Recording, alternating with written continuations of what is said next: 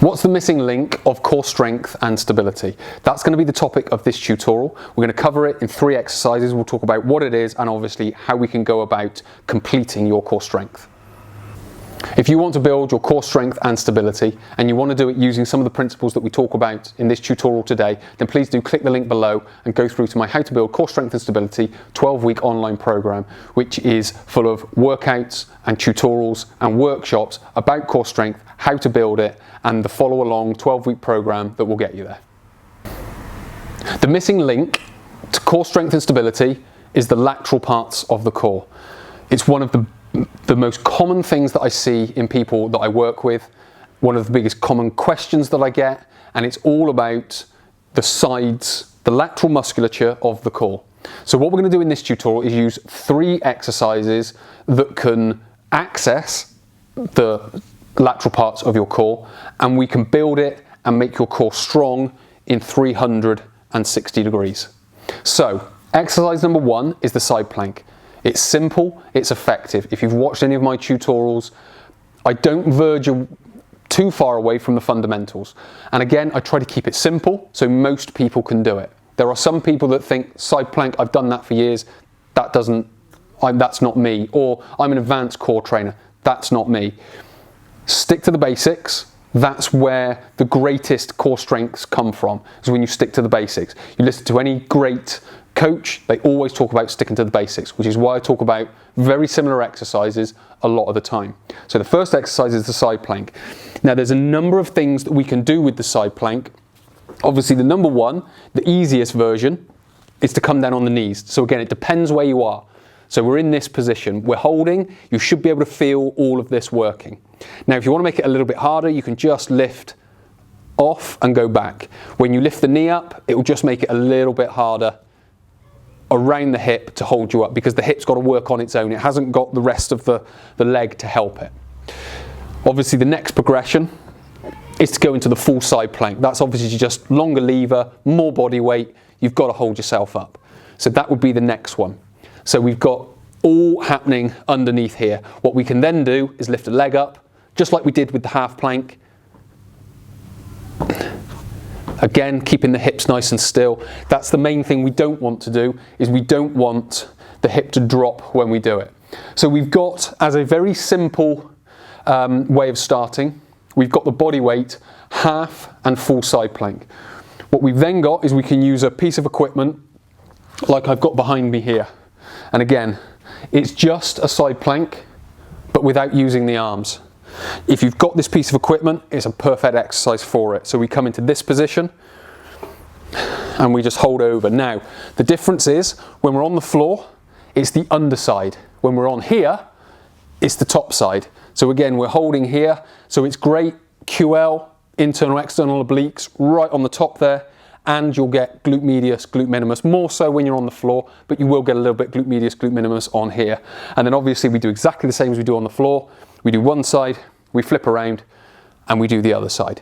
So with regards to getting into the lateral parts of the core, first exercise is a side plank. And depending on where you're starting from, you want to start from half plank, then you can lift the knee up, then you go into the full plank, lift a foot up, put it on the floor. If you've got the equipment, you can then use something like this to hold yourself off. Then you've got a little bit more, you can hold on to weights, you can move them away from your body, which is similar to what I'm going to talk about in the next exercise. And you can sort of hang off the side and again do the static hold off the side as well. But that's a little bit sort of further out from this, what this tutorial's for. So exercise number 1 is the side plank.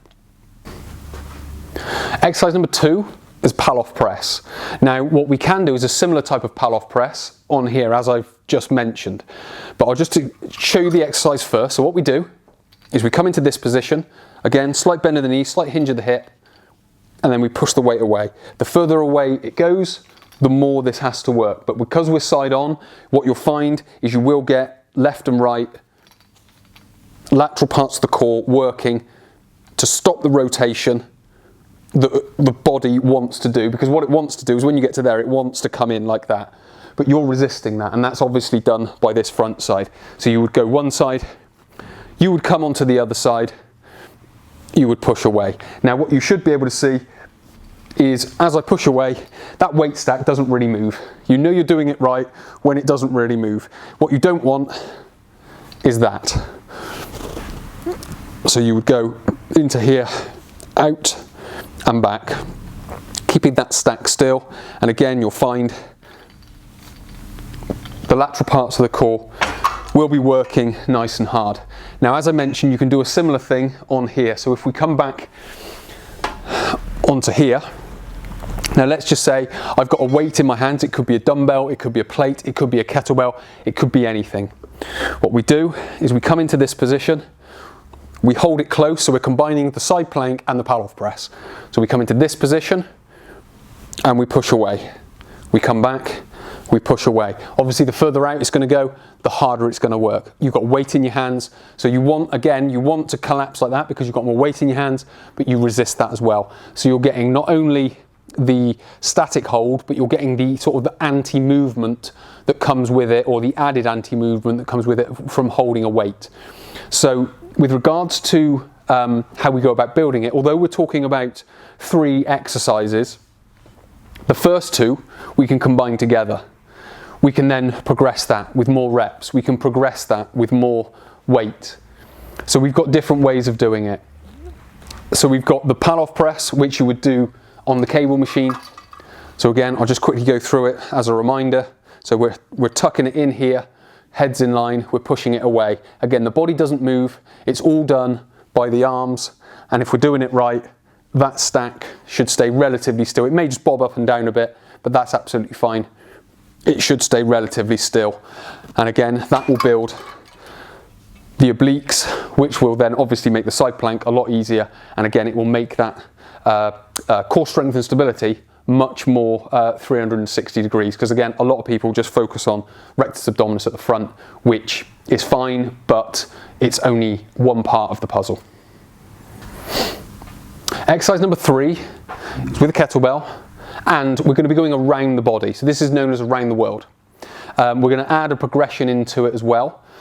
But this exercise, again, it's an anti sort of rotation, anti-movement. So we're trying to keep the body nice and solid and let the arms do the work. So that's kind of like the first part to it. Now, the other part to it is as we pass it round, muscle activation follows it round. So as I'm here, it's more at the front. As I'm here, it's more at the side. As I'm here, it's more this side. So it follows it round. So again, we're building the side, or we're building the lateral musculature. Now, what's important here is the lats are also working. Because we're holding, you can feel lats pulling round. As it comes round, you can feel the lats work. Because the weight, the lats is controlling the arm and holding the weight in place. So we're passing it round. Again, you should be able to feel pecs and lats working. So again, if we can get the lats working, that's going to support internal and external obliques and the QL. So what we're trying to do is build all the way around the torso. What we can then do is add another little element to it, and we can add in a little bit of a sort of a throw and a catch, if you will. So we start at the back, we come up to the shoulder. Now again, when we catch it at the top, we get a little bit of an extra activation at the top here. So we'll get it in the shoulder, we'll get it in the arm, and we'll get it in the torso. So it comes around and up, down, around, and up. So we get the moving tension as the weight moves, and we get the little pulse at the top and at the bottom of the movement to control the weight. Pulse, pulse, pulse, pulse, pulse, pulse. So we get a bit of that as well. Now again, as I mentioned, it is working all the way around. So this is literally 360 degrees because it's going around the torso. So you've got just the normal round the world, and there are a couple of variations of it. So where you've seen it goes around, what you can also do as it comes around, you would also obviously go the other way. So you've got all the muscles working when you want them. What you've then got is the alternating. So it comes around and you go back. So again, you get an extra pulse as you get to the front to pull it back round. So it's pulse, pulse, pulse, pulse. And that goes into That goes into lats, that will go into shoulders, that will go into pecs, that will go into the obliques. You will also get a little bit from the legs as well, because as it's round here, a little bit extra through this leg, as it's round here, a little bit extra through this leg. That's going a little bit, again, further away than this tutorial is for, but it is a kind of whole body exercise, but we want to be building these lateral parts of the musculature.